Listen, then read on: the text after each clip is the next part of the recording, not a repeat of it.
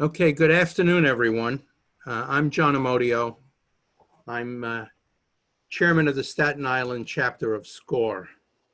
Uh, we're going to give you a few commercials at the beginning here and then tell you some of the things that are going to be happening.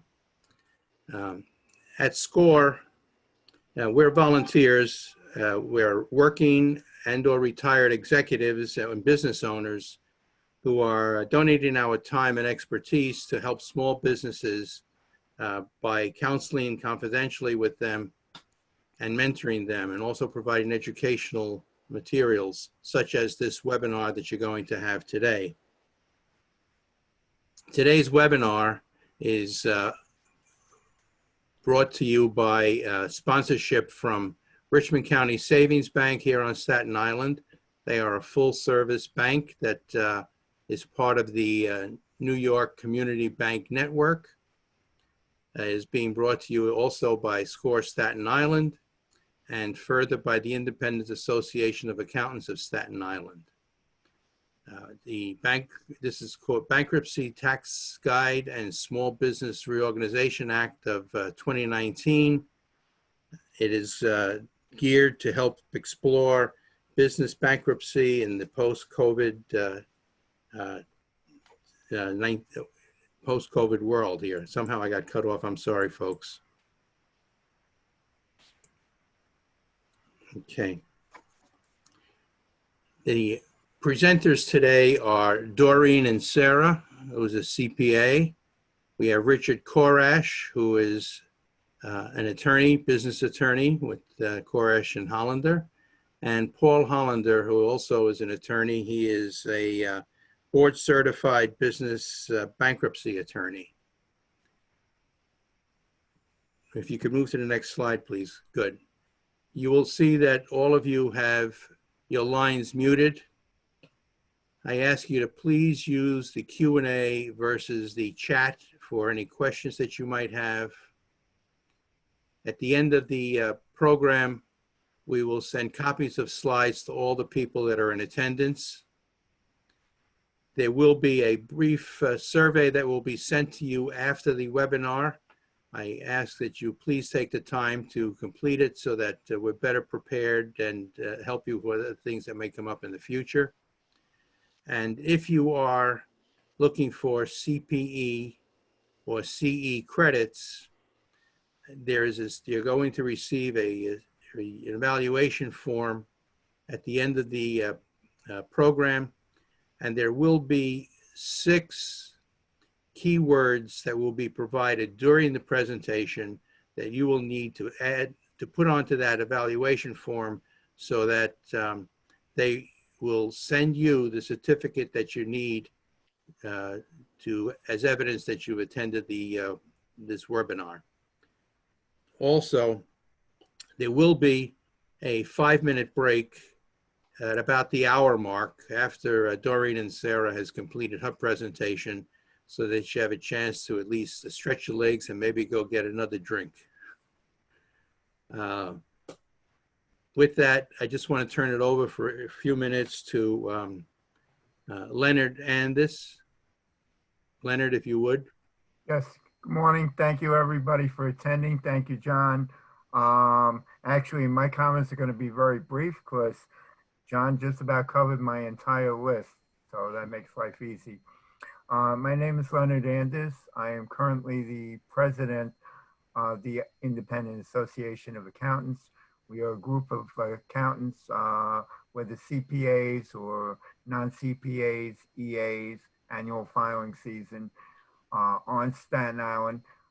We work with those people who, as I said, are accountants and tax preparers, kind of providing a group for networking and information and trying to set up these webinars. I'm not going to repeat anything John said about the credits. Anybody has any questions on that or whatever, they can chime in, in the Q&A or chat portion, and we'll answer that.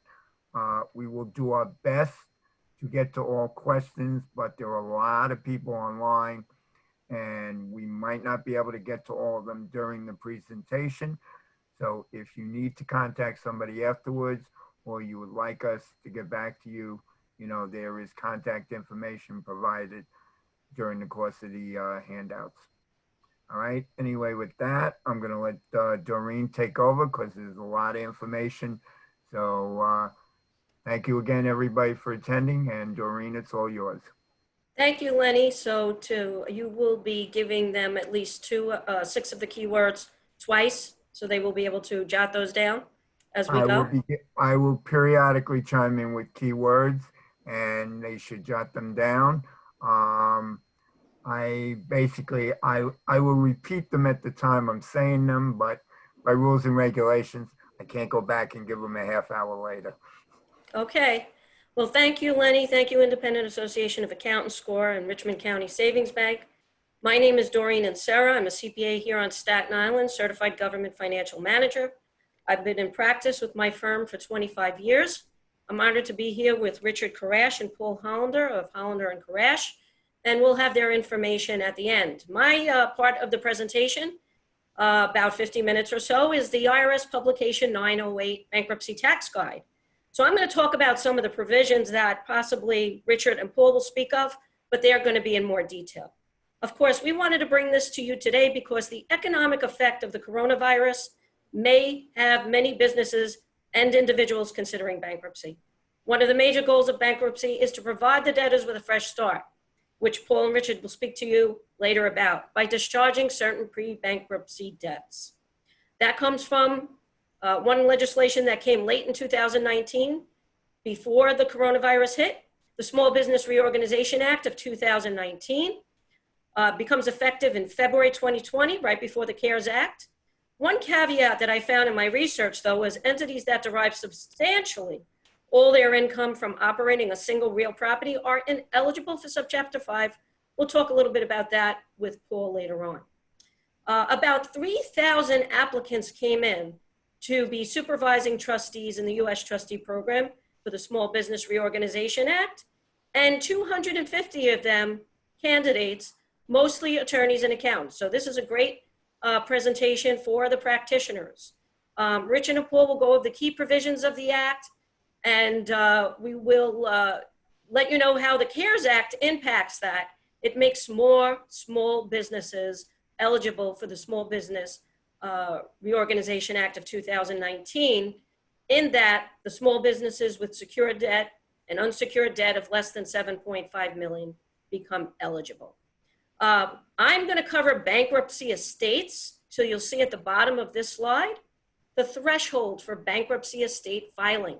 And that's going to be mostly for your Chapter 7 and 11, of which Subchapter 5 and the Small Business Reorganization Act is under.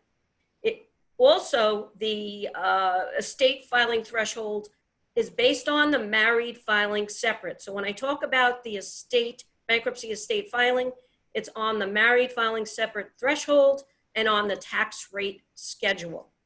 I provide you also in my presentation forms that changed under that act that you should be aware of, and some links with regards to it for you to do research. So in my presentation, I like to cover all the different chapters so you understand where the tax preparation side, the tax compliance side is required. One of the interesting parts in Chapter 7 and Chapter 13 is that the CARES Act, which was signed into law March 27th, 2020, amends the definition of current monthly income to exclude payments from the federal government to a debtor made as part of COVID-19 emergency relief efforts. So that's a good thing. The concept of current monthly income relevant to Chapter 7, which is your liquidation, and as well as your Chapter 13 repayment plan. And if they were already in Chapter 13, those debtors have the opportunity to amend after notice and court approval their plans by alleging a material financial hardship associated with the COVID-19 emergency. That all becomes important because I need to tell you what types of forms and where the filings are required. Chapter 7 and 11, you have a bankruptcy estate, and that usually comes with a filing of a bankruptcy petition, which creates a separate estate for bankruptcy law purposes. We're on slide 16. In a Chapter 7 bankruptcy proceeding, a trustee is appointed. In a Chapter 13, there is an appointment to oversee payments, and then you have your Chapter 11, which could be a debtor in possession, and your Subchapter 5. One of the interesting components of this is, and Paul could speak more of this, is the pre-petition tax refunds become property of the bankruptcy estate. You'll see at the bottom of the slide. Post-petition refunds are excluded. A tax refund for the year the bankruptcy petition is filed can be divided between pre- and post-petition periods based on the number of days in each one. And the debtor cannot exclude a pre-petition tax refund from the bankruptcy estate by foregoing the refund claim and applying it to the following year's tax liability. And I try to give you the citations, in this case, Internal Revenue Code section 6513D. So what is the property of the bankruptcy estate when you're considering such? You could have an exempt, excluded, and abandoned property. Also, you could have transfers back and forth between the debtor and the bankruptcy estate at the commencement and at the end. Those are generally not taxable events other than sales or exchanges by third parties. What is an exempt property? It generally includes necessities of modern life, such as vehicles up to a certain value, clothing, household goods, furnishings, a portion of equity in a home, retirement funds, and other inherited IRAs.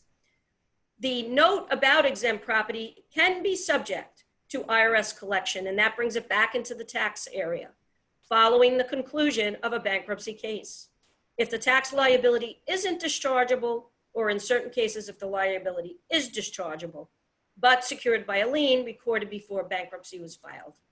And because there's an interplay between the bankruptcy code and state law, we have Paul Hollander later speaking, board certified business bankruptcy attorney, and Richard Karash, business attorney of Karash and Hollander.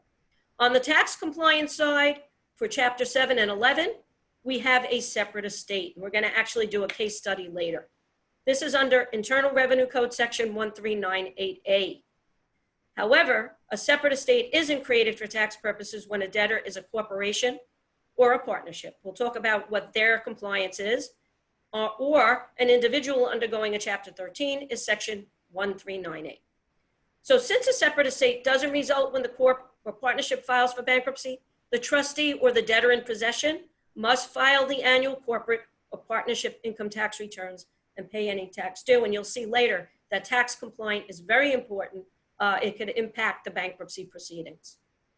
Threw in the abandoned property, just so you're aware, because there is an impact with that. The abandonment of property by the estate to the debtor is also a non-taxable disposition of property. And if the debtor received abandoned property from the bankruptcy estate, the debtor assumes the same basis in the property. And we're going to talk about tax attributes later. When you have a Chapter 7 and 11, the estate, the bankruptcy estate, is going to file for an EIN. Generally, the trustee will do that. So the tax compliance considerations. When an individual debtor files a petition under Chapter 7 or 11, the trustee or debtor in possession must file the Form 1041. And when we do our case study, you'll see the 1041 acts as a transmittal of the 1040, or now the new 1040 SR, which is for those individuals ages 65 and over. Now, I note the standard deduction again, but please note you can't use extra standard deductions for those that are 65 and over. You just use the married filing separately standard deduction. Bankrupt taxpayers seeking Chapter 13 relief must file tax returns for the immediately preceding 4 years. And any taxing authority can request that a case be converted or dismissed if the debtor fails to file any post-petition tax return or obtain an extension of time to do so. So there are 6 chapters, 2 of them not most common, Chapter 9, municipalities, and 15, foreign bankruptcies. In Subchapter 5, accountants and the attorneys, as I said, are going to be working closely. You must file a balance sheet, a statement of operations, cash flow statement, and federal tax returns. So here I give you the list on slide 21 of the various chapters. The reason I do so is just so that you understand them, and also to know, is there a separate bankruptcy estate for tax purposes? As you see, Chapter 7 and Chapter 11 have separate bankruptcy estates. and that's where you're going to have your Form 1041. Chapter 12, we're not going to be covering. Those are your family farmer or family fisherman. And Chapter 13. Generally, these are going to be your normal 1040s. Filers must file all tax returns and seek credit counseling under the Chapter 13. Again, not a separate bankruptcy estate for tax purposes. Now, a point I made here in the middle of the slide is your red highlight. Interestingly, it's been written up that borrower application forms promulgated by the U.S. Small Business Administration indicates that applicants presently subject to a bankruptcy proceeding are ineligible for the Paycheck Protection Program, PPP. So you have to be aware of that. The concern is, okay, we're going to do loan forgiveness, and after that, if the loans can't be paid, whether those debtors can consider a bankruptcy's fresh start. So I provide you throughout the presentation excerpts from IRS Publication 908. It's a revision as of February 2020, so it's quite up to date. I highlight areas for you, and you're going to get a copy of this handout. Interesting, in Chapter 7 and 11 cases, where I show you on slide 24, you can actually have more than one short year when you go through the commencement of the bankruptcy proceeding. And so I'm going to give you an example, much larger font, for you to see. Doreen, yes. Doreen, it's time for the first keyword. Okay. Sorry Go to ahead, interrupt. Lenny. The Sure. first keyword, if you want credit, you must write these down and provide them on the evaluation, is refund. Okay? That's refund. Make sure you write it down and provide it on the evaluation. Go Thank ahead, you, Lenny. Doreen. Thank you, Lenny. So with the commencement of the proceeding, you can have short tax years. And this is very important, as we said, because you must have tax compliance with the bankruptcy proceeding. An individual debtor in a Chapter 7 or 11 case may elect to close the debtor's tax year for the year in which the bankruptcy petition is filed as of the date before the date, as of the day before the date on which the bankruptcy case commences. And I'm going to give you examples of this.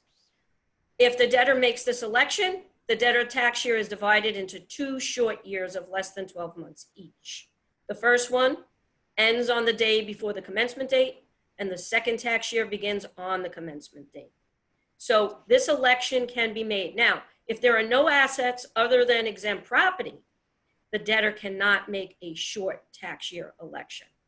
But there are very important filing requirements, so I'm going to see if I could actually zoom in here so you could take a look at an example.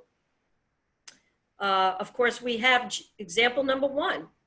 Jane Doe, an individual calendar year taxpayer, filed a bankruptcy petition under Chapter 7 or 11 on May 8th, 19.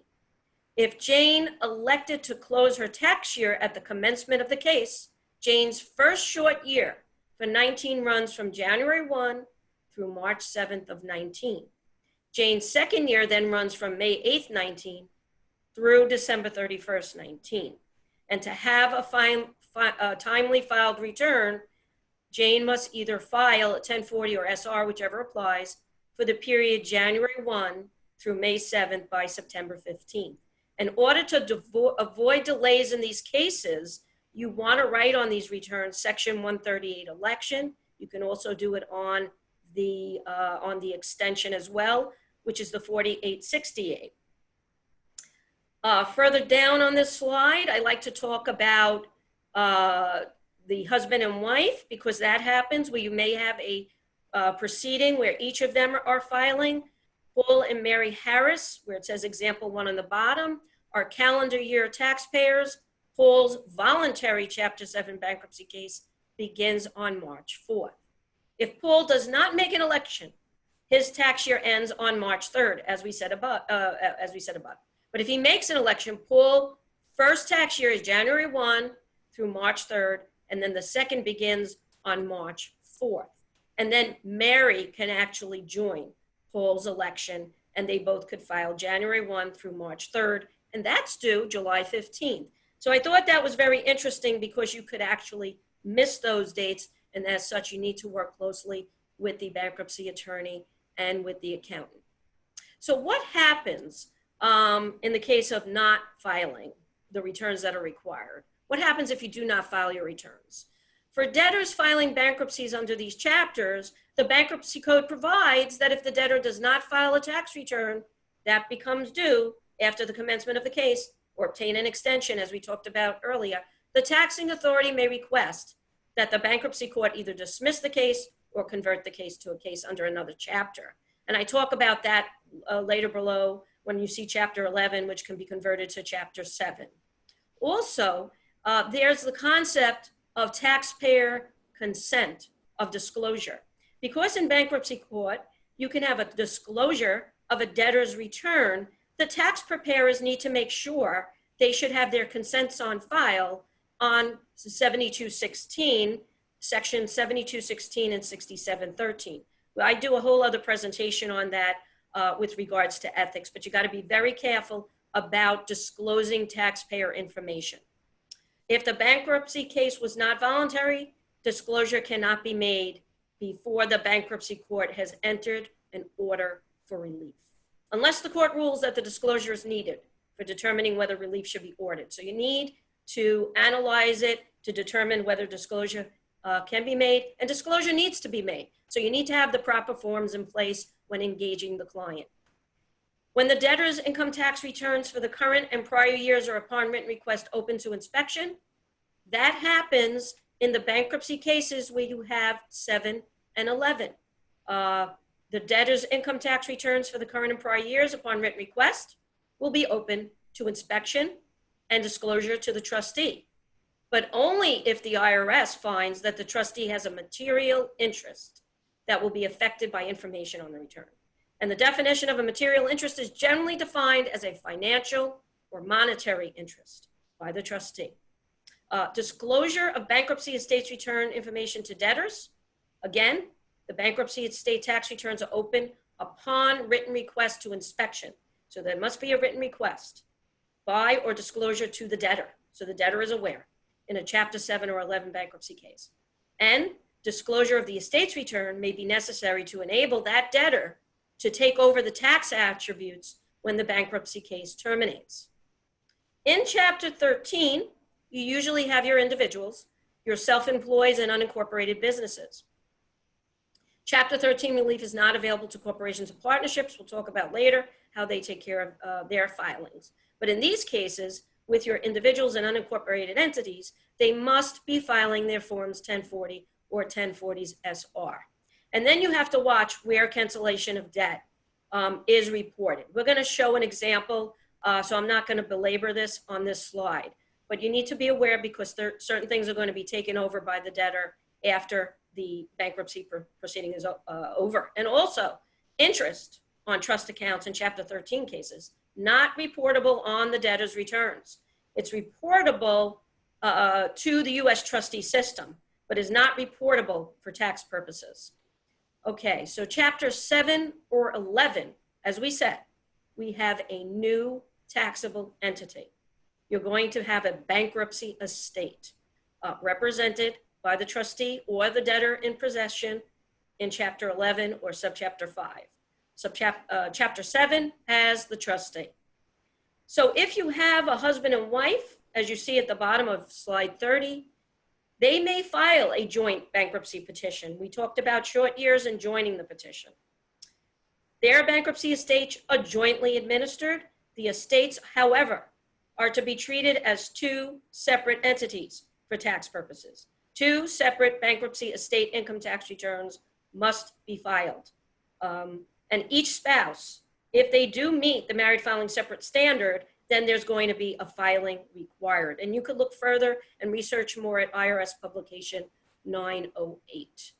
So let's see if we can zoom in on some questions with regards to what income deductions and credits are included, especially for your estate, bankruptcy estate in an individual Chapter 7 or Chapter 11. Okay, as we said, we have to watch for certain cancellation of income, and the debtor may not be able to claim certain deductions available to the bankruptcy estate, such as administrative expenses. You see that in the middle in red, highlighted for you. Administrative expenses can only be deducted by the estate, never by the debtor, and we're going to go over a case for that. I also have that on the next slide for you, a little bit larger. What are bankruptcy administrative expenses and fees? They include your attorney fees, your accounting fees, and your court costs. And these expenses are deductible on the form Schedule A, and you say, how could that be if this has now been suspended in the Tax Cuts and Jobs Act, but it's not subject to 2%. So it's going to be on your other miscellaneous expenses line, I'm going to show you later, where that can be deducted.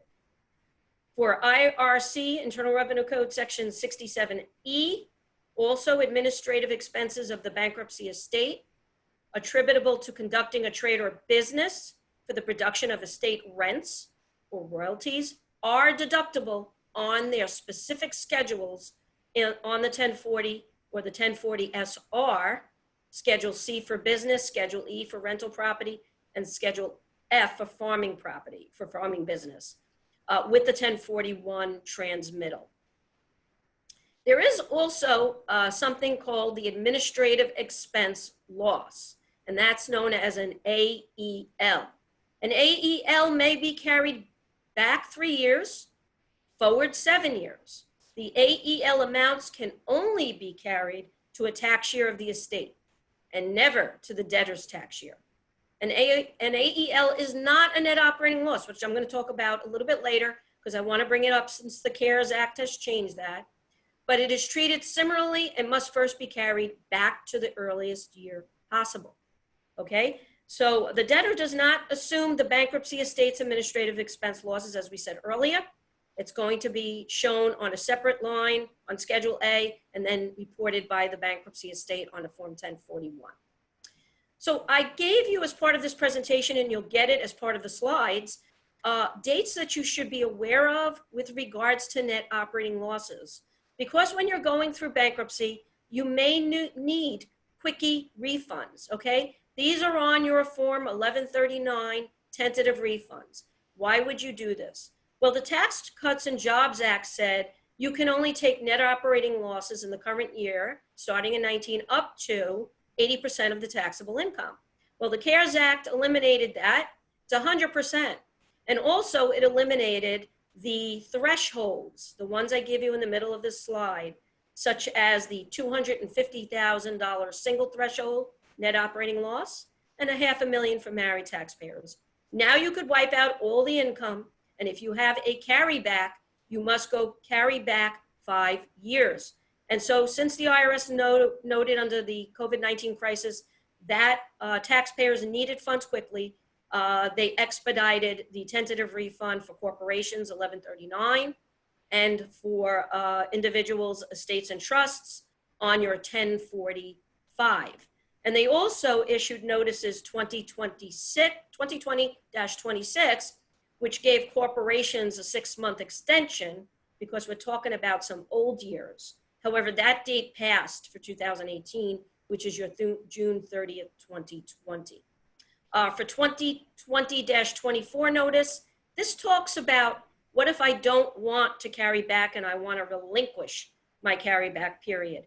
You need to do that on your returns that have been filed after the March 27th date. And it gives you the verbiage on what you're supposed to use to request a waiver of the carryback period. So the reason why I want you to look at this is because it's very important when you carry back to the 5 years for corporations, you're going into years where they had a 35% tax rate prior to the Tax Cuts and Jobs Act of 2017, rather than the 21% rate that we have now. With the corporate quickie refund request, I'm calling it, Form 1139 is due within 12 months of the close of the taxable year in which the NOL arose. And this could help you during bankruptcy proceedings. Within 90 days, the IRS is permitted to perform a limited review of that application and issue a quick tentative refund based on the NOL carryback. There's also minimum tax credit carryback that you can do. And again, the extension is limited to the carryback of an NOL and does not extend the time to carry back any other item, okay? So we give you the citations on taking advantage of it and how you should word it. and how to make the election when you want to relinquish it. Bottom of this slide, 38. Taxpayers must attach a separate statement for each tax year, 18, 19, and 20 as applicable, for which it intends to make the election. The election statement must state that the taxpayer is electing to apply Internal Revenue Code Section 172B under Revenue Procedure 2020-24. And the taxable year, it must state that. And this election is irrevocable. So you got to be very careful. You got to analyze it and see how you want to proceed. Because a tax liability arising from an excessive allowance for a quickie refund payable to the bankruptcy estate is given second priority treatment as an administrative expense, and you have to watch that. The key word at the bottom was the first key word that Lenny gave you. Do we need another key word now, Lenny, or should we about wait? to cut in. You're right on time. Okay. The word is debt. Debt. Debt. D-E-B-T. Debt. Okay. Thank you, Doreen. Got that down. All right, moving forward with regards to partnerships and corporations, we're going to talk about what filings are required. Basically, they just need to file their returns. I wanted to throw this in here because favorable for 18 and 19, amended partnership returns are due by September 30th, 2020, and I thought it was timely because before you know it, it's going to be that date. And this might also help businesses who are in the bankruptcy proceedings where they can do amendments and take advantage of some of these favorable CARES Act provisions, which, by the way, SCORE here has been providing you and mentors in that guide from the CARES Act by the U.S. Senate. So this is a great thing. There could be amended Schedule K-1s before September 30th, and that could provide you more funds if needed. And so you should be aware of that being available. This next excerpt that I give you from IRS Publication 908, all it is warning you that if you are in a Chapter 7 or 11 proceeding, you need to get an EIN. And that EIN needs to be furnished for informational purposes if needed for W-2, wage, and tax statements. Also, on the top to the right there, we'll highlight it for you. That has to do with if there's a conversion in the case or there's a closure of the case or a dismissal of the case, you need to provide the correct EIN and make sure that you're using the right TIN, okay, when you're working on these cases. And I'm sure the bankruptcy attorneys will help you with that, and Richard and Paul could talk to more about that. With a tax reporting for Chapter 11 cases, I provide you an IRS notice. Always like to use their information, 2006-83.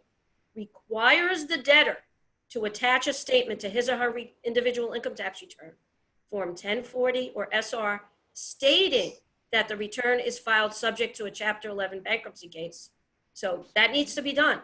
And the statement must show the allocations of income and income tax withheld, describe the method used to allocate income and income tax withheld, and list the filing date of the bankruptcy case, the court in which the case is pending, the case number, and the bankruptcy estate's EIN. And I provide that here from the publication. So I see if I could get to that for you, zoom in on it. You could go to the publication and they provide you the wording and the breakdown that is needed. And you put in the relevant information that is required there. A bankruptcy estate is on a 12-month accounting period. It could be either a calendar year or a fiscal year. Whatever it is, you need to file timely. And I provide that here. If it's on a calendar year, it's going to be by April 15th. Everyone knows that date. If it's on a fiscal year and say it ends June 30th, then it must be in by October 15th. You can put in an extension and get a 6-month extension, which is different than you would for a normal trust. A trust, you just get 5.5 months. So for this estate, bankruptcy estate, you can get a 6-month extension. Also, you need to do a lot of handwriting in these cases. You need to remind the IRS, do not detach these forms when you have the 1041 transmittal, because that could happen when received by the mailroom, okay? So we're gonna go over a case. We'll see how this works. You could actually go back to publication 908, and I'm going to refer to to the case that is in the publication so that you can refer to it. And I also provided it to you in larger font so you could follow it while I'm reading it. However, I may skip to another page where I reference the forms that we're talking about. But the case is Thomas Smith, filed for bankruptcy on December 15, 18, under Chapter 7. Joan Black was appointed trustee to administer the bankruptcy estate and to distribute the assets. The estate received the following assets from Mr. Smith: a $100,000 CD, commercial rental property with a fair market value of $280,000, and his personal residence with a fair market value of $200,000. Also, the estate received a $251,500 capital loss carryover. Mr. Smith's bankruptcy case was closed December 31st, 19, so we're going to have a calendar year preparation.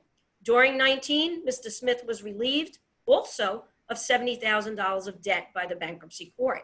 And this is important because we're going to talk about how you file for those tax attributes that need to be reflected by the debtor. So first things first, we report the interest, which is on Schedule B, and many of us may be familiar with that. So I'm going to skedaddle over to Schedule B. And there is where you report the $5,500 from the CD. And you say, well, this looks like a 1040. Yes, it is a 1040, but we're going to have a 1041 overlay. Okay, so in addition, in this case, we have depreciation. So we're going to have a form 4562. Sorry, I just skipped back. Knew that wasn't going to be as smooth as possible. Which is slide 4562 is slide 60. Let me go to that. And it's skipping.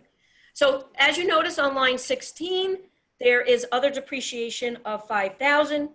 Joan enters the depreciation allowed on form 4562 for the rental property. She completes the form and then she goes to Schedule E, which is on slide 46 here.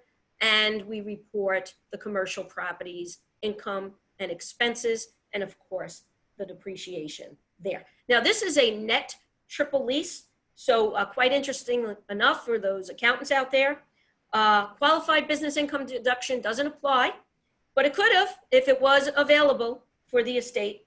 It doesn't apply because this is not recognized as a business with the triple net lease under Section 162, which is your new 199A deduction. There was a sale of property. So on slide 57, the commercial real estate was sold on July 1st of 2019. So we go to page 2 and we report the sale. And the property, as you can see, was purchased in 2001 at a cost of $250,000. So line 20 is your gross sales price, $280,000. Line 21 is your $275,000 cost basis with the selling expenses and depreciation. And then you deduct the depreciation accumulated to get to your adjusted basis and then your total gain of $125,000. So the total depreciation allowable as of the date of sale was $120,000. Additionally, there was $25,000 of selling expenses. That's why we're at $275,000. And Joan reports the gain or loss from the sale on form 4797. She computes the form and enters it on Schedule D, which is page 54. Okay, on this slide, or slide 54. In addition to this, Mr. Smith's former residence was sold on September 30th of 2019. If I go to the second page, you don't see it here. The reason being is that bankruptcy estates succeed to the exclusion at the commencement of the case. So under regulation section 1.398, they allow the primary exclusion, either $250,000 for a single taxpayer, or in this case, or $500,000 for the married couple, as long as both owned and one owned and both lived in it for 2 years in the previous 5. So we don't see that on here, but we do see the sale of the commercial property. Schedule D, taking into account the $250,000 capital loss carryover, as you see that I mentioned at the beginning, That's your 251,500 capital loss carryover transferred by the debtor to the estate, less 1,500 used on the state's previous 18 tax return. So she enters that result on the Form 1040 in the front, and we'll go to that in a bit, but I just wanted to show you Schedule A, which is slide 52 and 52 in your handout, hopefully, when you get that. During the 2019, the estate paid mortgage interest, real property tax on the residence. It also paid income tax to the state, and Joan enters the mortgage interest, the real estate tax, and the state and local taxes. And you notice on the bottom, line 16, the bankruptcy administrative expenses of $10,000, not subject to 2%. Okay? So that's important. We're going to see that when we put the information to the front of the 1040. Also, in this example, Joan completes the Schedule D worksheet, as we said, okay, on slide 54, and to figure the capital loss carryover. But there was a $70,000 debt that was canceled. So Joan must reduce the tax attribute of the estate by the amount of the canceled debt, and that's on Form 982. And so, of course, you have to put that on the right line. It's done for you here. It's line 9, and this is applied to reduce any net capital loss for the tax year of the discharge, including any capital loss carryover to the tax year of the discharge. So it's very important that you fill out your Form 982s, because the debtor is going to take over the reduced tax attributes when they get out of bankruptcy. And Mr. Smith will assume a capital loss carryover of $53,500, which is the $123,500 I showed you previously, minus this $70,000 attribute reduction. Okay, so let's move forward. That's our example. And let's go to now, I'm sure there's going to be some questions, to our partnerships and corporations. So that example covered your Chapter 7 or 11 estate. One thing I do want to show you is, because I don't think I showed you that, let me just go back. Form 1041 is your transmittal form. So that's where you put your 1041 on top of the 1040. And then you start from line 23 on to determine the taxable income, the tax, and any tax that was paid. And that's how the estate reports either what is owed or what payment, refund, overpayment is due back to the estate. Okay, so now I'm going to proceed with partnerships and corporations. Lenny, do you want another word, or we still have time? Word now. We could do another word now. Okay. The third word is bankrupt. Bankrupt. Okay. Doreen, about how much more time do you need? And I don't see any questions at the moment. So we are at slide 62. I think we should only have maybe about 5 minutes or so. Okay, very good. We're doing good for time. Anybody has any questions, please put them in the Q&A. Thank you, Go Lenny. ahead, Doreen. Okay, so for partnerships and corporations, like I said earlier, a separate taxable estate isn't created when a partnership or corporation files a bankruptcy petition. You're going to file your 1065s, your Form 1120s, or your Form 1120S, depending on what type of entity you are. Now, corporations are going to file as debtors in possession. So they're going to be running their businesses as debtor in possessions and have to make sure that they're doing tax compliance. Okay, there's other areas, but I'd like to just cover here in the middle of this slide, exemptions from tax returns filing. So a trustee in a corporate bankruptcy case may apply to the IRS for relief from filing federal income tax returns for the corp. And to qualify, the corp must have ceased business operations and have no assets nor income for the tax year. And that exemption request must go to the IRS insolvency office handling the case. And I also provide you the wording that is needed, subject to generally penalties of perjury.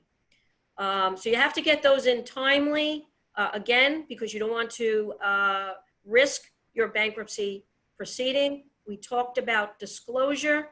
So we're going to go to the next slide where we're going to zoom in on what if there's an examination? Can there be an examination of these returns? Well, yes, the IRS will notify the trustee within 60 days from receipt of the request whether the return filed by the trustee has been selected for examination or has been accepted as filed.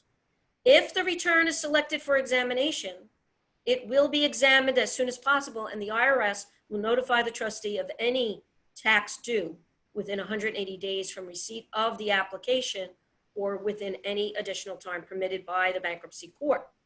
Now, the complete pack needs to go to the field insolvency office because it's very important in these proceedings to get an automatic stay. When the debtor files a petition with the bankruptcy court, the debtor receives the protection of the stay. The automatic stay arises as a matter of law and applies to all entities, including governmental entities that we talked about under Chapter 9, municipalities.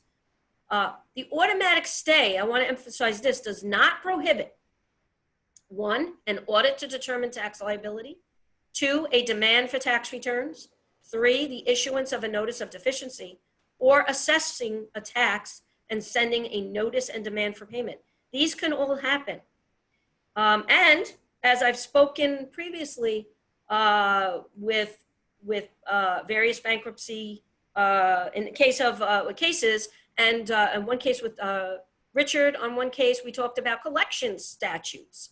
In a proceeding, the periods of limitations for collection of a tax, generally 10 years from the date of assessment, is suspended for the period during which the IRS is prohibited from collecting, plus 6 months thereafter. So very important to know that and be aware of that when you are applying for bankruptcy. Okay, I give you other resources here for you to research. Again, I want to remind you the debtor will be taking over the reduction of tax attributes as we showed you. I also provide you another example of a Form 982, the tax attribute reduction report that the debtor must send into the IRS with their returns, which will show how the reduction applies to their asset when they take it back from the estate. And possibly that will, in the case of a real property, can cause an ordinary gain.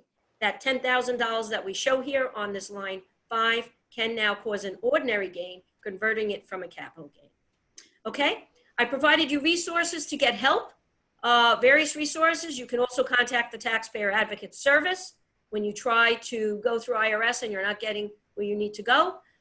In addition, I provided you some of the EIDL, the SBA Disaster Assistance Program information with regards to bankruptcy, and the EIDL Chapter 13 Reorganization Wage Earners Plan as an index or appendix to my presentation. So U.S. Trustee Program is ready to implement the Small Business Reorganization Act of 2019. And with that, I would like to thank you for listening to my part of the presentation. We're going to now take a break. Yes? Being that we've done very well with time here, I do have a question. If you want to take it now. Can a partnership LLC file bankruptcy if there is a pending judgment from an unpaid loan from the SBA? Can they apply for bankruptcy? Can they file bankruptcy if there's a pending judgment from an unpaid loan from the SBA? Can Paul or Richard answer that? Because that's more of a legal question. Yes, this is Paul. Yes. Yes, you can file a bankruptcy if there's a pending judgment. That's the reason a lot of people file bankruptcy, to stop judgments from being filed as liens. And then they'll be dealt with in the bankruptcy court. Thank you, Paul. That's what we were talking about, the automatic stay, right, Paul? Where if you Yes, find, the automatic stay will stop enforcement. mm-hmm, very good. Okay, any other questions, Lenny? Yes. Anybody else have any other questions at this time? As I said, we did very well on timing here, so we do have a few minutes. And we also have the 5-minute break. So if there's any other questions, after me is Richard Koresh and Paul. Right after me is Richard, and I'd like to introduce them. We'll have them come on after the break. Is John Okay. going to be coming on for the break? Doreen, do you have anything else you want to add? If not, we'll take that break. No, we could take that break right now, but make sure Okay. you come back for great information. This is just the tax info. Now we need to know the legal side. Okay, my clock is 12:52, so we're going to take a 5-minute break, and we'll be back at 12:57. Go Thank you. stretch your legs, get a drink, whatever, and we'll see everybody in a few minutes. Okay, for that CECP, they need to stay on for the rest of those words. Yes, they do. Thank you, Lenny. What I'm going to be talking about predominantly is the things you have to consider coming out of COVID-19 and the fact that there are possibilities, questions to answer as to whether you want to continue in business, change your business, things like that. Your first step is to assemble all of your current financial information with your accountant's help. You want to list your payables and receivables, examine what changes you want to make in the way your business operates post-COVID-19. Summarize any discussions you've had with debtors, creditors, banks, and suppliers. Consider if your business is not going to reopen, how to minimize your personal exposure, either under New York law or under the Bankruptcy Reorganization Act, and when to use the Small Business Act. So you want to first ask whether you plan to reopen, and if you don't, and even if you do, for what liabilities you're personally liable. Did you pledge your house for a business loan? Did you make a personal guarantee to your suppliers? Things like that. The next question is, what do you seek to protect? Biggest mistake people made is when they feel there's financial difficulty, they immediately sign the house that they and their wife owns over to their wife. The worst thing you can possibly do. All of a sudden it takes an asset which is probably pretty well protected and make it totally vulnerable to a creditor claimant. The next thing is, and that's where you want to decide what assets you want to protect. It might be that you're going to reopen, but you can use some of your existing equipment, your telephone numbers, your leases, contracts, and carry forward under a new name. And again, you've got to go through an evaluation of these things. Generally speaking, you want to show that you pay value for those items so you're not accused of basically stealing them from the creditors.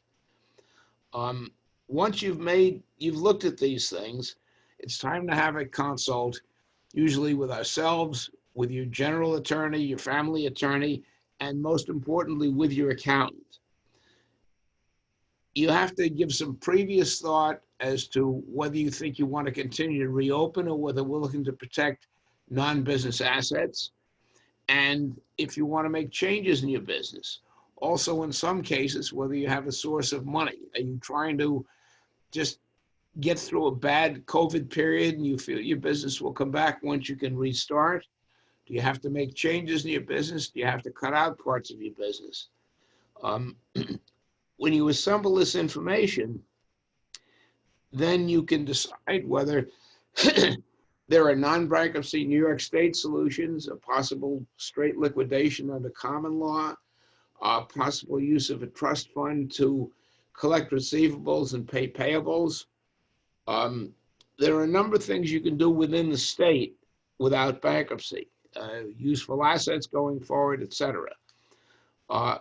If you've decided that bankruptcy, after this analysis and after you consult, that bankruptcy is the answer, the new federal bankruptcy subchapter 5 of subchapter 11, just passed this past year, is much, much more efficient than the old chapter 11. It's financially worthwhile, it's quicker, it allows you to reach a solution. Paul is going to go into greater detail, but my focus is to have you examine your own business, consult with your accountant, then we can set up a consult to analyze this. We do not charge for the initial consult.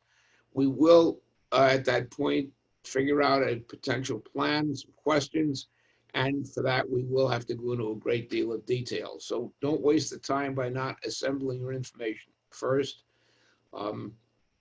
That's pretty much what I have to say concerning non-bankruptcy usage. I'll turn it over to Paul to deal with the bankruptcy information. Thank you. Okay, before we continue, I'm going to do another key word. The new word is reopen. Reopen, as businesses are trying to do now post-COVID. Reopen, write that down, must be included on the evaluation forms. And thank you, Richard, and Paul, take it away. Okay, good afternoon, everyone. Doreen, thank you for inviting us to join you in this interesting seminar. I will tell you that I was quite impressed as a non-attorney that you do have a good handle on the way bankruptcy works and the terminology in bankruptcy. So it's good to know that we have a resource there. Thank you, Paul. When people come to talk to me in the old days, when you would meet with people face to face and immediately, everybody doesn't want to be in my office and doesn't want to meet with me. They look down at their shoes and they say, I can't believe I'm sitting in a bankruptcy lawyer's office. I can't believe it's come to this. Now, I'm sensitive to that and I have an answer to it. And the answer is, in order to take control of your own life, you must look at all available tools, figure out if any of them are good tools for you or not, and get facts. I'm a believer in providing people with information so that they can become the lawyer's partner in developing a custom strategy. Bankruptcy is not always the answer, and sometimes it's not a good answer at all, or one type of bankruptcy could be a good answer. It's a matter of evaluating options, eligibility, and risk. Now, I've prepared an outline which I'm going to share with you now. As soon as Richard stops his screen sharing, I can start mine. So Yeah, go ahead, Paul. Your Okay. your handout will go to everybody, so that's fine. sorry for the inconvenience. So what was really precipitating my preparing this presentation is in February, a brand new bankruptcy law went into effect that was the result of 3 years of study by a separate bankruptcy commission dealing with the problems of small businesses. What they discovered, and the reason the commission was set up, that small family-owned businesses were failing and the court system under Paul, 1 second, sorry to interrupt. If I'm seeing correctly, I think Richard took that down, so you can now share your screen. Thank you. Welcome. There we go. Thanks very much.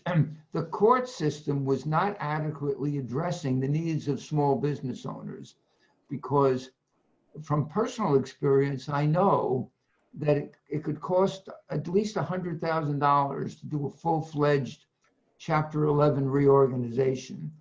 And when people called me up for years, they would say, oh, I want to file Chapter 11. And I would gently give them an education about how complicated and expensive it is. And their jaws dropped open. And the short answer is, if anybody had enough money to do a Chapter 11 reorganization, they wouldn't be calling me, because these were small companies, and if they had $50,000 to $100,000 free, they could use that better off by negotiating with their creditors rather than filing complicated court proceeding that General Motors and Chrysler might file. So this new small business Chapter 11 was meant to address those issues, and I'll give this information to you today in the hope that you'll have an understanding of what your options would be. whether you decide to choose this as an option is not really material to me. I like to provide people information so that they can help plan their own lives. A classic Chapter 11 is a good thing to file if you need to buy time and if you are willing to pay the lawyers to do that. And that means trying to stay in bankruptcy protection for a year or more. It also would be applicable if you were planning to put in new money from the shareholders to reorganize the business, or if you were trying to sell the business, and sometimes if you wanted to cure lease arrears under existing leases or contracts, or get rid of contracts. And typically a Chapter 11 could be used to package a business for sale, and then you find a buyer, and then the old business is closed and the old shareholders are gone. The small business Chapter 11 is very good if you want speed. Speed requires simplicity. And here's an example. We would file a plan under this new small business Chapter 11 within 90 days. That's a very quick time period. Actually, what I normally would do is work with the accountant and the business owner to figure out what the plan is going to look like and its feasibility before we even file the paper. And one of the things that slows down typical Chapter 11 cases is something called a disclosure statement. This is like a prospectus if you go to buy a security. And it's a complicated document. It may take 3 months or more to get it prepared, approved by the court, and then circulated to creditors. And it costs maybe $10,000 in legal and accounting time to package this. And that really is eliminated in the new small business chapter. And also, because this is a fast track program, there are no deadlines that have to be constantly extended. Every time you go to do something in a Chapter 11 case, it costs money to pay the lawyers to do it. If you eliminate the requirement for certain deadlines or for extending them, then we don't have to pay lawyers to get those extensions. And also, I believe that every bankruptcy case has a bit of momentum. And the company that files, or the individual that files the bankruptcy, if you move quickly, you get the benefit of the goodwill of the court and a little breathing time from creditors to figure things out. So the concept of moving quickly really creates momentum and gets you a better result than dragging things out. Because if you drag things out, lawyers on the other side will find ways to start shooting at you. And the more you shoot, the more they charge. And the more they charge, the more you end up having to pay. So I like speed. Another nice reason of the selection of a small business Chapter 11 is no creditors committee. This can be a big expense in a large Chapter 11 case, because the creditors committee has a whole slew of professionals that they hire, lawyers, consultants, and all of this comes out of the hide of the debtor. Now, the concept of small business reorganization is you're looking to get a consensual plan of reorganization. One very important role and a player in a small business Chapter 11 is a trustee. You know, when you hear of a bankruptcy trustee, that would typically be in a Chapter 7 case, and a trustee is a liquidating agent. Or in a Chapter 11 case, an operating trustee can get put into place instead of the debtor, which will normally remain in possession if the debtor is there. The operating trustee takes over if a judge finds that there's been wrongdoing or fraud. And really, an operating trustee in Chapter 11 usually acts as a liquidating trustee. They don't know how to run businesses. All they know how to do is hire auctioneers. A Chapter 13 is a consumer bankruptcy payment plan, and that has a trustee, and that trustee is really a collection agent who will be collecting money and dispersing it to the individual's creditors. Now, a subchapter 5 trustee is a different type of animal.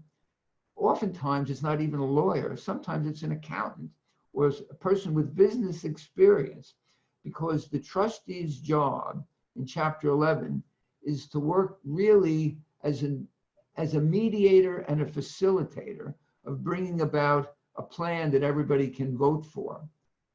In addition, if a plan does get presented to the court, the trustee acts as a second spokesman in addition to the debtor's lawyer in reporting to the court and making recommendations. So that's why I'm very excited about this new chapter. Actually, it's a subchapter of Chapter 11, a fast track for small businesses. Now, so the question is, who is eligible for subchapter 5? Well, it's only available for businesses, and you have to have at least 50% of your revenues from a commercial activity. The business can be owned by an individual, a corporation, or an LLC. Normally, it's a coincidence that this all happened in a very short period of time. The Small Business Act was passed last August, but it went into effect in February. And then in March, we had the coronavirus. So when they first passed the Small Business Reorganization Act, there was a ceiling on debt of $2.7 million, and it was eventually raised up in the CARES Act until March of next year of $7.5 million. Now that encompasses a great many companies who are in trouble, and it's a great opportunity if the case is filed before March of 2021. There are certain types of entities that are not eligible. As stated, if your debt is greater than 2.7 million, you're not eligible. But the other situation is single asset real estate cases.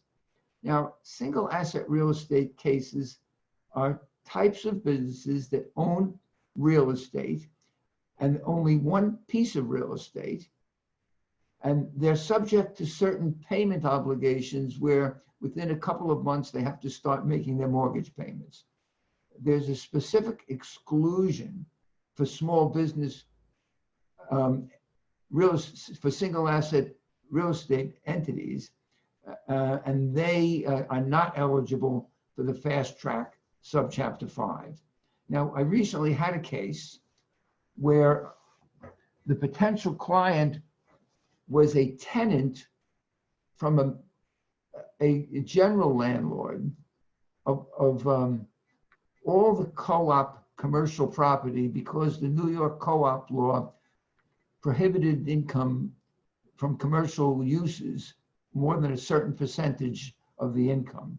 So the residential co-op would lease out to a subtenant all of the commercial stores along the street. And then that entity, which was my potential client, would have an opportunity to release the stores. And in this case, the thought was that we might file a Chapter 11 under subchapter 5 for them. And the question that was presented to me was this owner of all these commercial storefronts, that is to say, a tenant, a single asset real estate entity?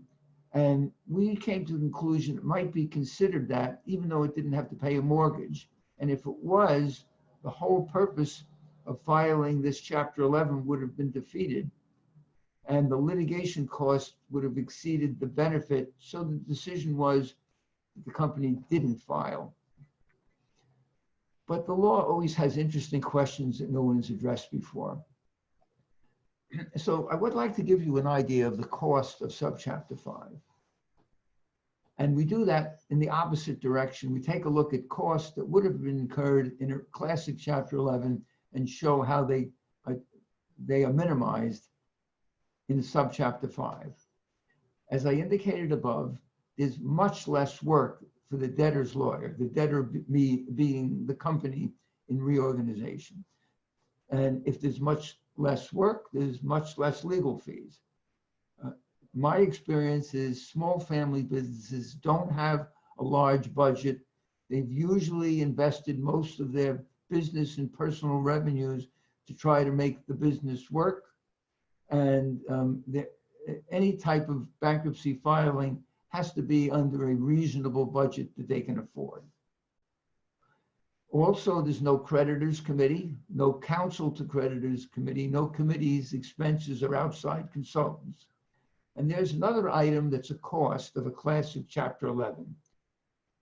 There's something called the Office of the United States Trustee, which is sort of the judge's eyes and ears for administrative matters. And the costs of forming this U.S. trustee's office is funded by part of the filing fee for a Chapter 11, and also part of, and also they have quarterly percentage fees based upon the revenues. And those revenues can generate fees of $975 a quarter if you have less than $50,000 a month in disbursements. But it can go up to almost $5,000 a quarter. And if you have a substantial family business, those fees really are wasted money as far as the debtor is concerned, and they don't have it. Another reduced cost is the debtor's lawyer. In a classic Chapter 11, with a reasonable amount of fighting and disputes between parties, it could cost between $100,000 to $150,000 over a course of a year to a year and a half to reorganize the company and exit from bankruptcy. In a small business Chapter 11, I believe that a reasonable budget is probably $25,000 to $50,000 with a deposit upon commencing the case, and hopefully we can get out of bankruptcy within 6 months or less. In addition, there are accountant's fees of $10,000 to $15,000. The attorney and the accountant have to be retained with bankruptcy court permission. And the subchapter 5 trustee will also get paid. And like the attorney and the accountant, they will make an application to the bankruptcy court based upon their hourly billing rate. And the better the result, the more likely this subchapter 5 trustee will get paid. Ultimately, will be the cost. The cost will be fixed by the bankruptcy court. Now, I like to give people a visual. What's it like? What do you have to do if you want to file a subchapter 5 bankruptcy case? Well, before we even file any papers, we spend a lot of time working with the client, collecting information. We have to prepare bankruptcy schedules. The bankruptcy schedules are similar to a balance sheet that you would use to apply for a bank loan, assets and liabilities. You have to prepare a statement of affairs, which talks about transfers of assets that you may have made, which may give rise to some pre-bankruptcy thought about whether there is risk associated with a bankruptcy filing. We would figure out with your accountant what sort of cash flow you would have to fund the plan, and try to develop a scenario that will be our working model for developing a formal plan of reorganization. Now, another thing that accountants and lawyers are always concerned about is, are they going to be disqualified from representing this company in bankruptcy if they're owed money? Typically, lawyers and accountants help a client in the 6 months to a year before the bankruptcy is filed and may be owed money for that. Under the classic Chapter 11, you're not allowed to be retained as the attorney or accountant for the company in bankruptcy if you're owed money. Now, that tends to eliminate usually your most trusted and knowledgeable pre-bankruptcy advisors.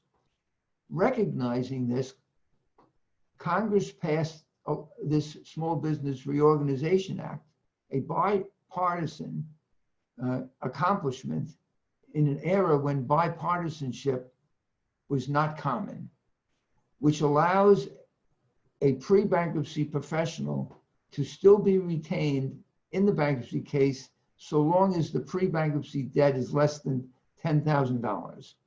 And then you would get paid whatever your services were under the plan. And the other thing we would be doing before the bankruptcy filing is spending a lot of time collecting documents and understanding the way the business works and getting ready to prepare in the bankruptcy case documents that have to be filed with the U.S. Trustee's office and filed online for the court. A balance sheet, a statement of operations, a cash flow statement, and you have to be current on your tax returns.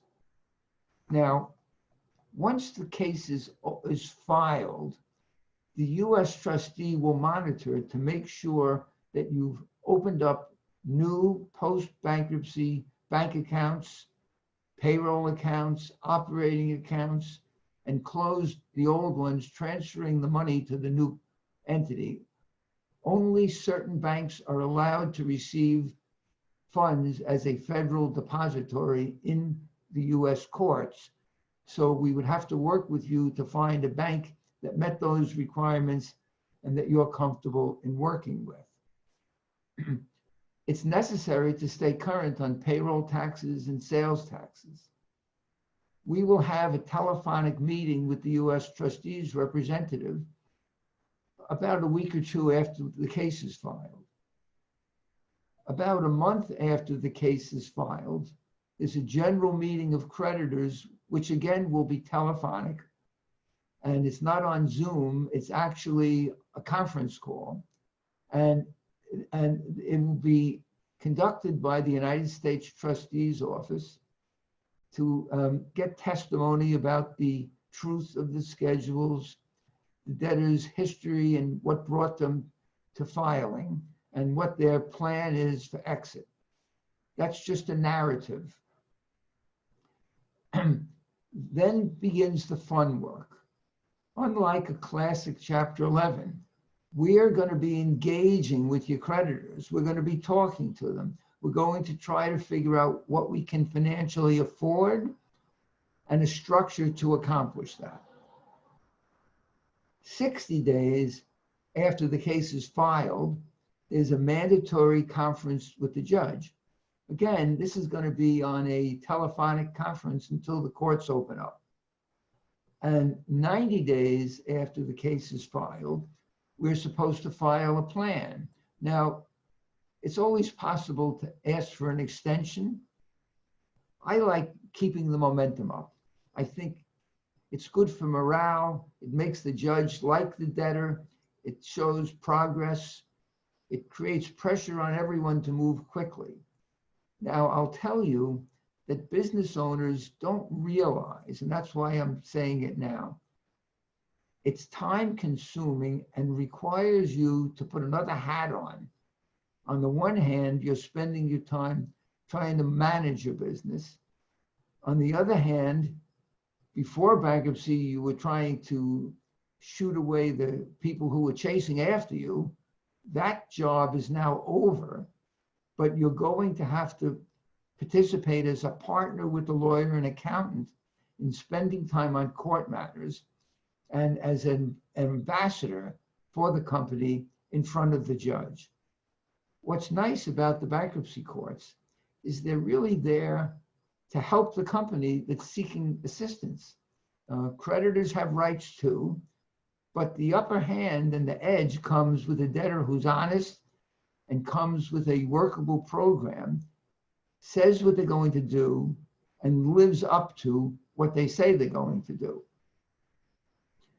Ultimately, the target is to file a plan of reorganization that will pay your administrative expenses for the Chapter 11 case, the lawyer, the trustee, the accountant, pay secured claims, make payments on arrears that may exist on contracts or leases, pay your priority claims. Now, priority claims are current recent salaries and employee benefits from right prior to bankruptcy, sales and withholding taxes, income taxes for the last 3 years. A plan under subchapter 5 can be no longer than 5 years. And what's really terrific, and one of the best features of this program, is that it allows the court to approve a plan even if the creditors vote no. And I'll get into that in a little bit more detail as we go on. Paul, let me chime in with another key word. So good time. The next word is new, as in new tax law, new. Paul, I do have a question here. If you want to take it now or you want to wait till you're done. Go right ahead, Len. Okay. Does the unused PPP loan get discharged in bankruptcy? Or he also asks, or an unforgiven PP loan? So I guess it's two questions. That I have been asked a number of times. And the answer is there's no personal liability for PPP loans or EIDL loans that were taken out as a result of COVID-19. The entity that takes the entity that takes it out is liable for it. It can be treated as an unsecured loan if there was no security interest granted, and a secured loan if there was a security interest granted. And it depends on the individual application. Unpaid amounts become property of the bankruptcy estate and can be used for normal purposes that the PPP loan would have been used for prior to the bankruptcy. If a discharge is obtained in the bankruptcy case, then even if there was no forgiveness of the PPP loan by an application under the PPP law, that the balance of the debt could either be forgiven or restructured in the bankruptcy case. And all of this would really be determined with a sit-down session or sessions with the accountant and the business owner to figure out, number one, what is your wish list? Number two, does it comply with the PPP terms? Because just because you're in bankruptcy doesn't mean that you're not obligated to comply with the PPP terms. I would think that you would probably want to apply for forgiveness, because if it's forgiven under the PPP program, it doesn't have to be dealt with under the Chapter 11 plan. All of this stuff is new, and we're all going to be cutting teeth on it as cases develop. About 500 of these cases have been filed throughout the United States since the law went into effect. And I expect that there's going to be a real surge in filings over the next 6 months, because businesses can't decide whether to open up or not. And landlords need their money to pay their own mortgages, and they're trying to collect rent. And it's going to be a real challenge to find a balance between a business's desire to stay open in an existing location and a landlord's desire to pay its bills so it doesn't have to file for reorganization. And of course, each one of these issues will be dealt in separate negotiation sessions. Paul, not to take up your time, but just on this topic, if there's an idle and the SBA files a UCC, then Yes, what? That's a lien. Okay. And that's a lien, and it's possible to modify the terms of the lien. However,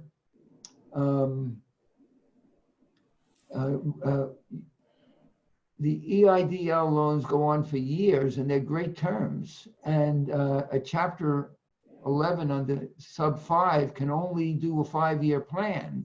So you're probably better off keeping the terms that they gave you for that. If the company is going to stay in business. Thank you. Okay, now we were talking Paul, about, Paul, yeah. sorry again. Just while we're on the PPP, I've got another question on that. From a business owner, if we have residual debt from a PPP and close our doors without bankruptcy, is the sole owner of the LLC liable? No, people, okay. Oh, I see. So that's, Can you repeat you've that? gotten, let me repeat what I think the question is. If you close your doors and apply for debt forgiveness under PPP, and the borrower is an entity, a corporation or an An LLC, LLC. is the individual personally liable? And Sole owner, yes. the answer is no. That's the terms of the PPP loan. You don't need bankruptcy in order to get rid of the PPP loan. You have debt forgiveness and you have closing the business. And the only time you'd have a problem if you took out the PPP loan as an individual, then you wouldn't have forgiveness of the of the money that wasn't administratively forgivable. Okay? Okay, if we That- don't see I'm anything sorry, is else, that- then I assume those two questions were answered. I'm talking Go ahead. over. Say it again. Did I answer the question? I don't see any re-question on it, so for the moment, I'll assume yes. I'll let you know if anything else comes up. Okay, Go ahead. that's great. Thank you for asking. So we're talking about the role of the Chapter 11 trustee. That's the Subchapter 5 trustee. Supposing a creditor knows that the debtor transferred property or did things that were objectionable in the past, that creditor could report that to the Subchapter 5 trustee who, with the directive of the court, would have the obligation to research the past conduct and the post-bankruptcy conduct, assets, liabilities, and financial condition of the debtor. So basically, that trustee can act just like a liquidating trustee and look for skeletons in the closet. So I would tend to not file a Subchapter 5 case if you really did have skeletons in the closet and if people knew about it. On the other hand, the main role of the Chapter 11 trustee is to help formulate a plan, to help mediate between the debtor and its creditors, and monitor the operations of the company. The trustee can object to claims, but so can the debtor's lawyers, because claims may not be for the right amount. There may be counterclaims asserted against creditors. The trustee can help with plan negotiations. And remember, the trustee is like a contingency guy or woman. They're only going to get paid if this company succeeds or if the company collects money. So what they're going to want to do is to require post-bankruptcy, pre-plan confirmation payments to be made to the trustee, essentially to be held in escrow until the case reaches a threshold. The threshold will either be confirming a plan, dismissing the case, or converting it to Chapter 7 because bad things have been found out.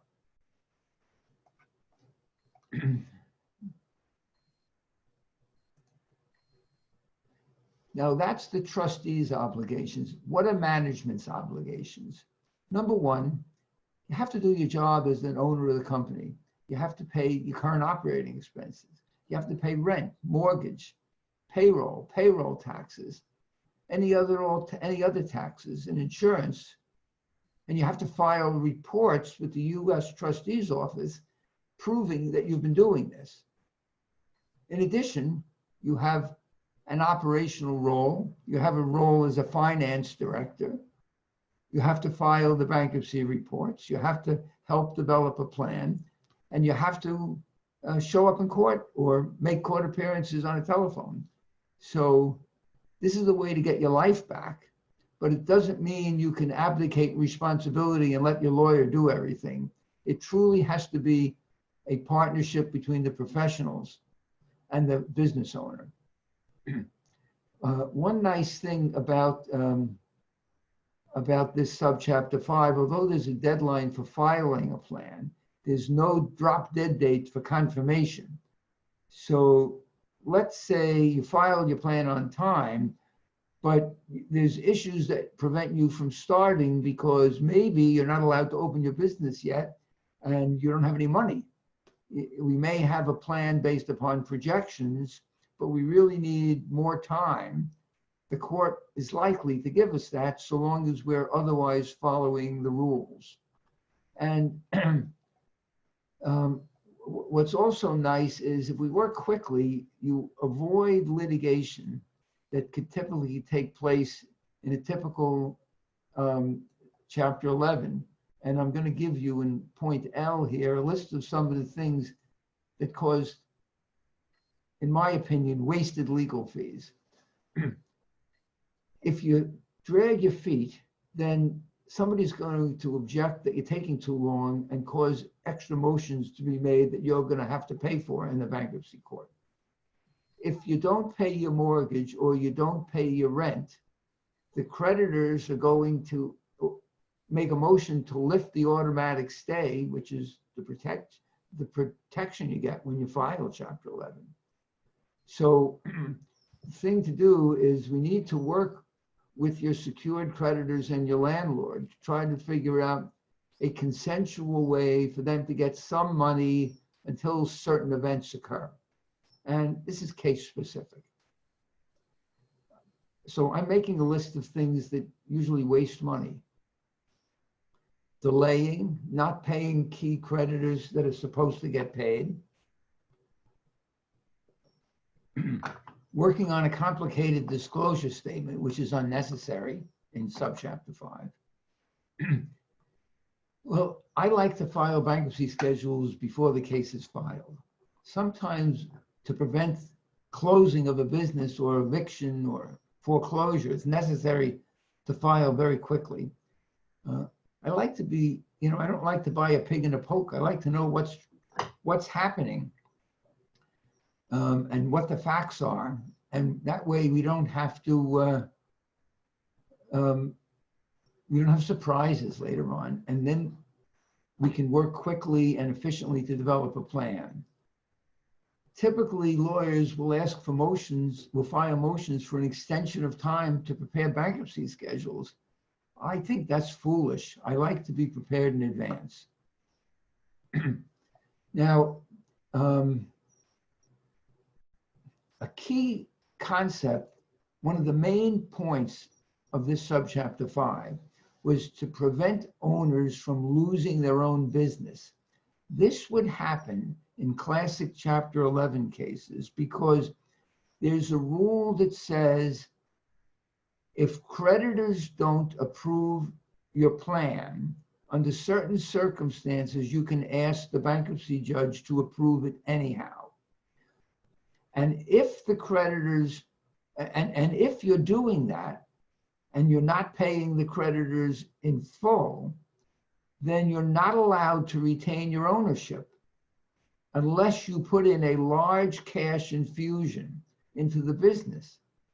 That has been the major problem preventing family businesses from succeeding in Chapter 11 cases before this new law was passed, because typically all the businesses, all the opportunities to put cash into the business from the business and from the owners of the business have been tapped and exhausted before they go to see the bankruptcy lawyer, so that when they're in Chapter 11, there's no more reserves to invest. And the consequence of that is devastating unless the creditors vote yes. And if you get one very large creditor that's never going to agree to anything, they're going to dominate and have control over your case, and you're never going to be allowed to keep your company. Thus enters subchapter 5. And cases have been converted from the old Chapter 11 while they're existing into the new subchapter 5 as an alternative to putting in new cash. You're allowed to pay the company's disposable income, which I would define as your profit plus a reserve, minus a reserve for contingencies.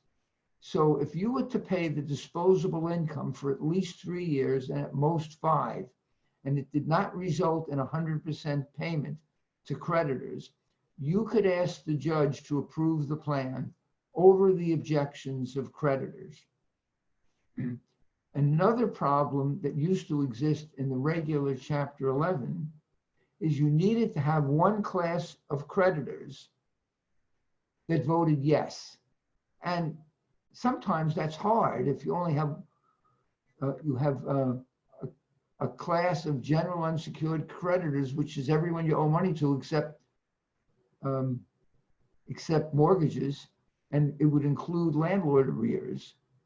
And if there was a large creditor that would control that block, then you could never get one class to vote yes.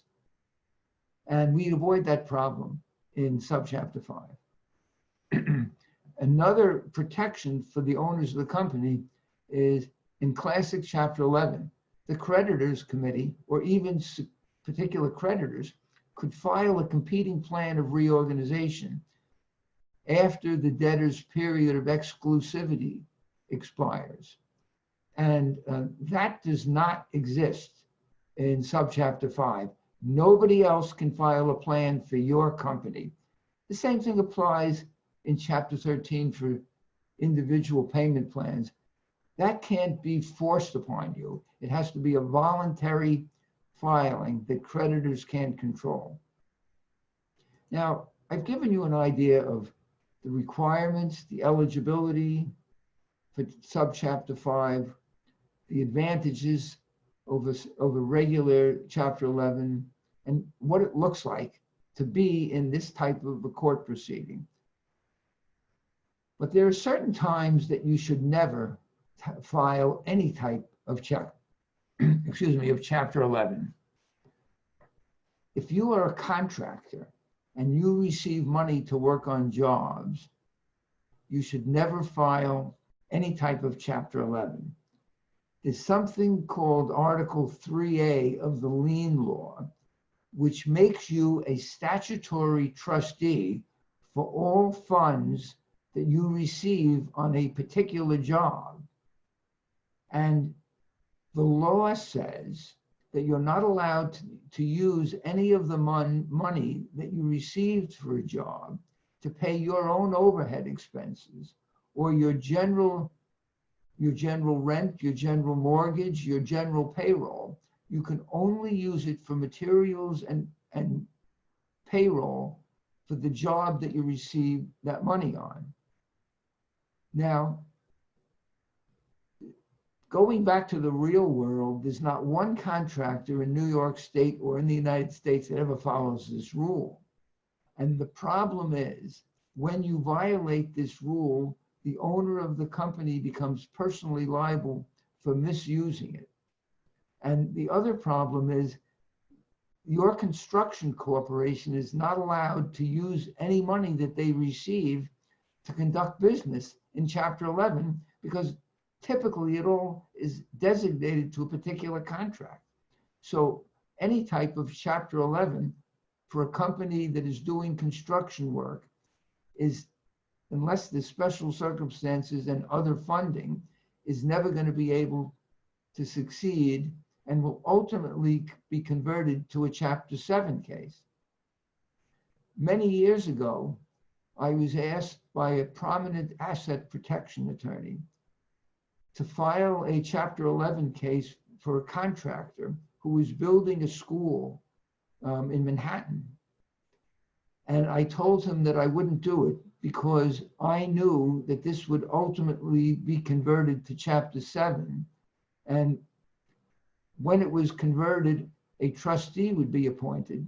And when the trustee would be appointed, that trustee would discover everything that the asset protection lawyer was trying to do to protect the assets, and it would all be unraveled. And I was offered a $100,000 deposit to take this case, and I still refused to take it. But there was a prominent law firm in Manhattan that was happy to gobble up that money. What happened? After they used up their $100,000 in legal fees, the case was converted to Chapter 7. A trustee was appointed who made a lot of money unraveling everything that I predicted. And I love to tell that war story. Now, I've been talking to you about filing types of bankruptcy to help your business stay open. But staying open is not always a good idea. And filing a Chapter 7 bankruptcy to close up a business is never a good idea. And I will tell you, there is one bankruptcy trustee who in Manhattan who was serving as a private bankruptcy lawyer for a subsequent client of mine who wanted to file Chapter 11. And he was told, well, if you don't have money for Chapter 11, you could file Chapter 7. So they did file Chapter 7 for that company. And a Chapter 7 trustee was appointed who investigated the affairs of the company and took aim at the owner of the company, sued him, and ruined this man's life. And I helped him get out of the problem subsequently. But I would never file a business Chapter 7 bankruptcy case because every small business owner uses his company or her company to supplement their personal take-home pay. It may be considered a legitimate perk of the business. It may be considered an illegitimate use of business funds for personal purposes. But whatever it is, you don't want to be facing a bankruptcy trustee and defend such claims. Paul? Yes. I'm going to cut in here for two things. One, we're coming down a little bit short on time, so whatever key points you want to make. I have a couple of questions, and right now I'm going to give the last key word. It is law. Okay? That's law. All right, so make sure all those words are included on the evaluations so you get your full CPE or CE credits. We've got about a little less than 10 minutes, Paul. If we need to run over and anybody wants to stay on, we'll try and answer those couple of questions. Well, I'll be quick, actually. I'm going to just make ahead. a few points. Roman numeral 9, when would an individual file Chapter 7? Well, let's assume you're going to close up your business. Then it would be a good idea to consider whether you would have any risk or whether you were eligible for Chapter 7, and you could get rid of your personal liability for business debts. On the other hand, you would avoid Chapter 7 if you put the house in your wife's name, if you'd made transfers or gifts or refinanced your house and used it for personal purposes other than putting money into the business. But you could file a Subchapter 5, Chapter 11 in parallel with a business one so that you could pay your home equity loan over a longer period of time or modify it that you would not otherwise be able to do. So if you're deciding that maybe it's best not to keep the business open, we would evaluate whether bankruptcy personally might be a good idea. And there's the Chapter 7 bankruptcy to get rid of your personal debt, and Chapter 13 bankruptcy to pay your personal debt that was used for the business. And we can do that if the business closes or if the business stays open. Now, I wanted to just touch on one thing that Doreen mentioned that I'm not sure if the accountants realize the advantage of this. She mentioned a short year tax election and how it would work.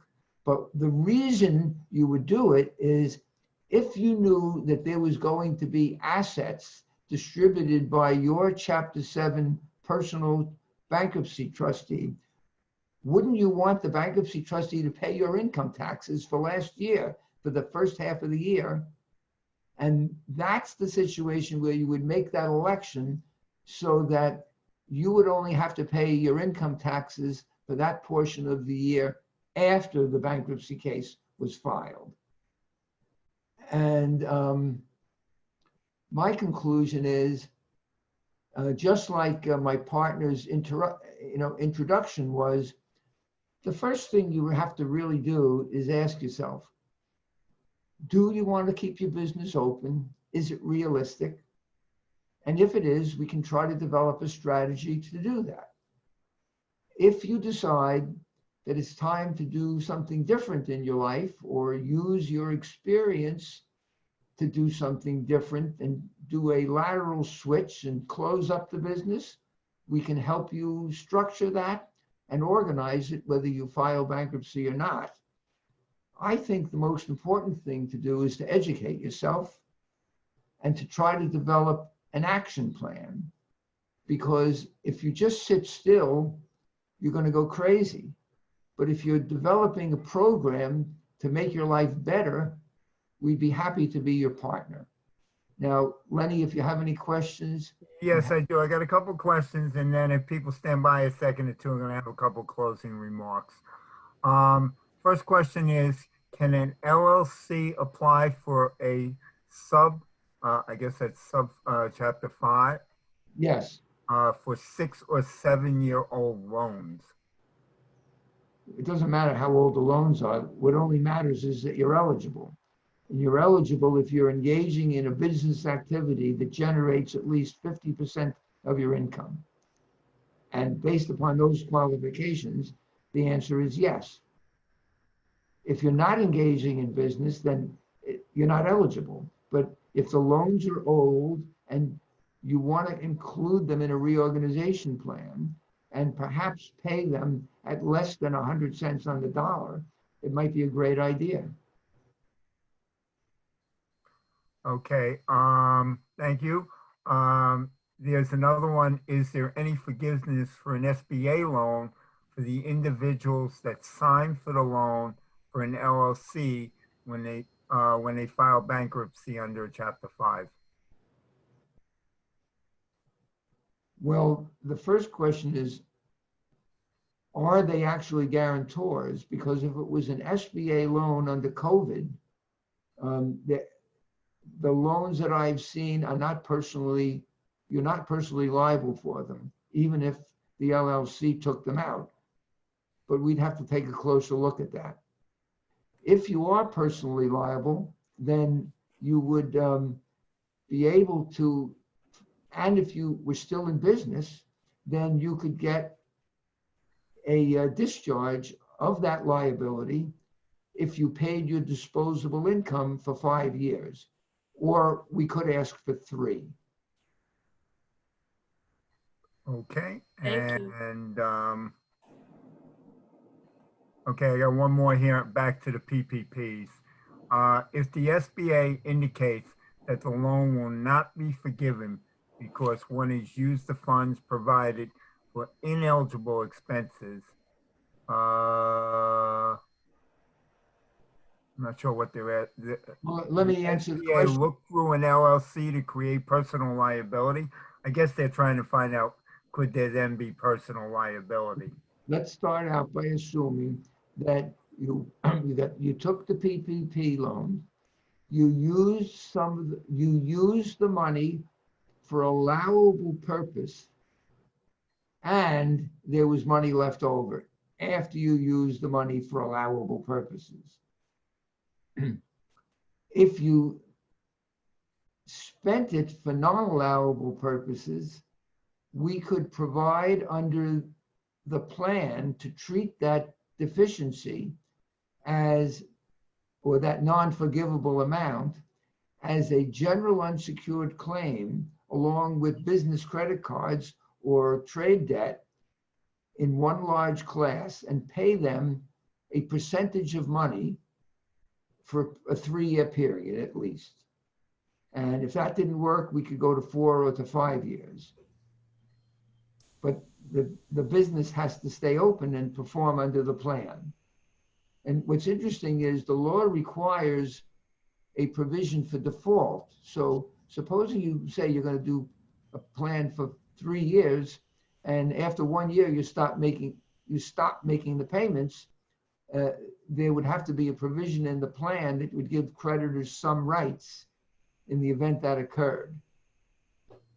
So if, on the other hand, if you took the PPP money, I'm giving you both extremes, and didn't use any of it for allowable purposes, and decided to pay back officers' loans, then that would probably be a fraudulent loan, and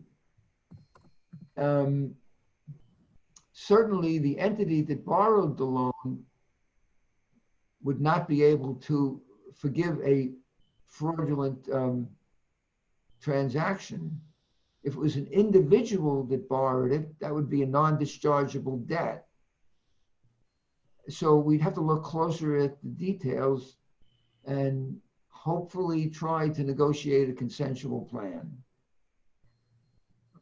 Okay. At the moment, I don't see any more questions. So I'm just going to do a little bit quick housekeeping here. I want to thank SCORE, John and Bart, for all their help and technical assistance. I also want to thank Doreen, Paul, and Richard for their presentations. A number of people have asked. SCORE will be forwarding all handouts. Okay, it may take a day or so, but you will get them. If you don't, let us know, let me know, or let them know. Evaluations will be forwarded by SCORE. If you are not receiving credit, please fill them out, even if you're not asking for credit, because they are helpful. They will also be forwarded by me. If you are receiving credit, I need them back with all the keywords included for you to get credit. So please do that. For the IAA, which I am part of and president of currently, our information is in the handout, contact information for myself. So if you have any questions about us, we do have, but we're currently discussing it because the structure is a little different, an annual membership fee. You do not have to be a member to participate. Okay, we are currently looking to restructure what that membership is going to entail in light of the fact that we're doing our meetings online. So we'll give you more details on the fee and what it entails and what we might be able to include with it going forward. On September 21st, we're going to be hosting another webinar on developing your tax office business written security plans, becoming a very important issue in the cyber world. So please put that on your calendars. More information will be forthcoming on that. And then, of course, lastly, I'd like to thank Richmond County Bank for helping to sponsor this, because they helped to foot the bill a little bit. So if there are no further questions and nobody has any further comments, I just want to thank everybody for attending and wish everybody a good day, and please stay safe and well. Thank you all. Have a great day.